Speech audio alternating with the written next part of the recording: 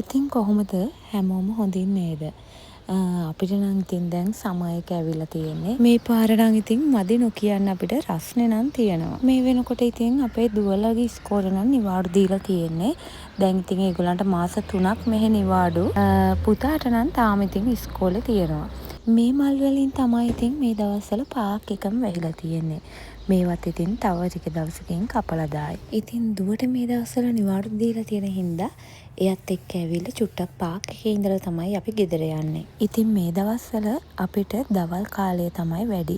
ඒ කියන්නේ ඉර පායනවා උදේ 5 විතර වෙනකොට. ඉතින් ඉර බහිනකොට රෑ 9 9:00 වගේ වෙනවා. ඒ වෙනකල්ම ඉතින් අපිට ඇති තරම් එළිය තියෙනවා.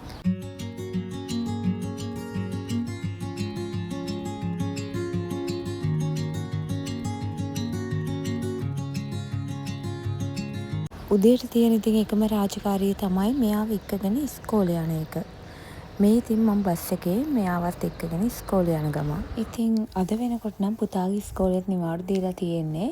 ඒගොල්ලන්ටත් මාස 2ක් යනකල් නිවාඩු ආපහු සැප්තැම්බර් මාසේ තමයි එයා අලුතෙන්ම ඉස්කෝලේ යන්න පටන් ගන්න. ඉතින් මෙයා ඉස්කෝලේ යනකොට නම් මම මෙයාව බස් එකේ එක්කන් එන්න ඕනේ නැහැ. ඉස්කෝලේ යනකොට මේගොල්ලන්ට ඉස්කෝල් බස් එක තියෙනවා.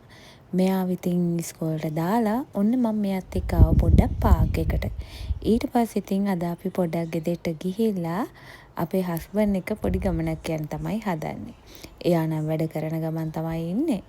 ඒත් ඉතින් අපිත් එයාත් එක්ක අද යන්න තමයි හිතාගෙන ඉන්නේ. මේ දවස්වල ඉතින් මේ වගේ මෙහෙ ප්ලම්ස් ಜಾති නිකන් හැදිලා තියෙනවා හැමතැනම වගේ. මේ ප්ලම්ස් දැන් නම් ඉතින් ටිකක් ඉදිලා.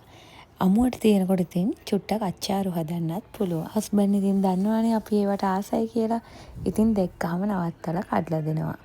ඔන්න ඉතින් අපි යන්න පටන් ගත්තා. පැය දෙකක විතර ගමනක් තමයි ඉතින් මේ යන්නේ. මේ ගමන ඉතින් වැඩිම යන්නේ දුවගේ ආසාව හින්දා. මොකද එයා මේ වාහනේ ගිහිල්ලාම තිබ්බේ නැහැ. ඒකින්ද තමයි එයාවත් එක්ක යන්න ඕනි කියලා හිතුවේ. පුතාව ඉතින් ඉස්කෝලෙන් අරින්නේ හවස 4ටනේ. එයාව ගන්න ඉන්න බලාගෙන තමයි අපි මේ ගමන ගියේ. මේ පැත්තේ වැව තියෙන හින්දා ගොඩක් ලස්සනයි. ඔන්න ඉතින් අපි ගෙදර ආවිල්ලා දැන් මේ දවල්ට කන්න තමයි හදන්නේ. අද නම් ඉතින් පොඩ්ඩක් පරක්කු වෙලා. මොකද අපි එනකොට චුට්ටක් පරක්කු වුණා. ඉතින් අද උයන්න බැරි වෙන හින්දා මං කලින් දවසේම උයලා තිබ්බේ. මං ඉතින් අද හදලා තියෙනවා මඤ්ඤොක්ක කිරට උයලා ඊට පස්සේ චිකන් හැදුවා මිරිසට. මේ තියෙන්නේ කේල් කොළ මැල්ලුමක්. කේල් කොළ වලින් ඉතින් මං කැඳ හදනවා වගේම මැල්ලුනුත් හදනවා. නැත්නම් ඉතින් පොඩි අයට කන්න හම්බ වෙන්නේ නැහනේ.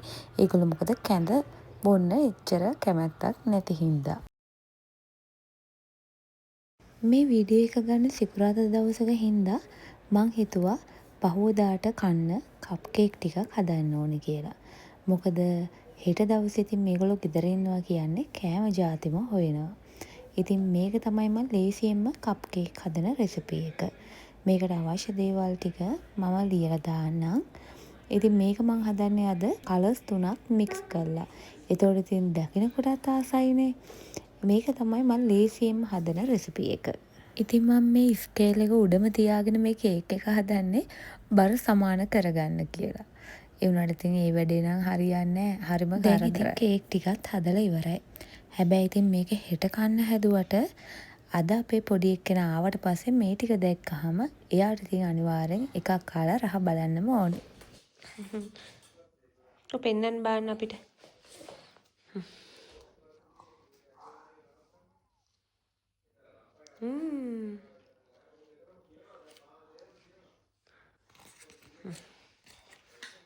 කාලා පෙන්න. ඔය පෙන්න. ඇතුළ. සමහර බබාලා ඉතින් කලරින් දාලා කන්නේ නැහැනේ. ඒ බබාලට බටර් කේක් එකේ හදන බැටර් එකේ චොක්ලට් කේක් හදන බැටර් එකයි දාලා මේ විදිහට කේක් එක හදාගන්න පුළුවන්. අද රෑකෑම හදන්න ඉතින් හස්බන්ඩ් තමයි. මේ ෆ්‍රෝසන් පරාටා වලින් එළවලු රොටි හදන වීඩියෝ එකක් මම දැක්කේ Facebook එකෙන්. ඉතින් අපිටත් හිතුණා ඒක හරියයිද කියලා හදලා බලන්න. ඒ පරිදි වෙනම පේස්ට් එකක් හදාද හිටියේ නැහැ. ගෙදර අල තෙල් දාලා තිබ්බා. ඒත් එක්කම මස් උයලා තිබ්බා. ඉතින් ඒ දෙක මික්ස් කරලා තමයි අපි මස් රොටි හදනවා කියලා හිතුවේ. ඇත්තටම ඒක නම් එළවලු රොටිය වගේම එනවා. මොකද මේක වැඩිය ගොඩක් වෙලා එළිය තියන්න එපා. පරාටක එළියට ගත්තට පස්සේ එහෙම වුණොත් පොඩ්ඩක් ඉක්මනට ඒක කොලේ ඇලෙන්න බලනවා. ඔහොම තමයි ඉතින් අපි ලේසියෙන්ම අද රෑ කෑම හදාගත්තේ. ඉතින් වෙනම පිටි අනලා බෝල කරලා ගොඩක් වෙලා ඉන්නවට වඩා මේ ෆ්‍රෝසන් පරාට වලින් හදාගත්ත එළවලු රොටිය ඒ වගේම තියෙනවා. ඇත්තටම ඉතින් මේක ගොඩක් රසයි ඒ වගේම ලේසි. එහෙනම් ඉතින් අදට වීඩියෝ එක ඉවරයි. මේ වෙනකොට වෙලාවත් ඉතින් රෑ 9ට විතර ඇති. පේනවනේ දැන් තමයි ඉතින් ඉර බැහැගෙන යන්නේ. ගේ ඇතුළත් ඉතින් රත් වෙන හින්දා මේ වගේ වෙලාවට තමයි අපිට එළියේ බැල්කනියට වෙලා හරි ඉන්න පුළුවන්. එහෙනම් ඉතින් මගේ වීඩියෝ බලන වගේම channel එකේ ඉන්න හැමෝටම ගොඩාක් ස්තුතියි. අලුත් වීඩියෝ එකකින් එහෙනම් ආපහු හම්බ වෙමු.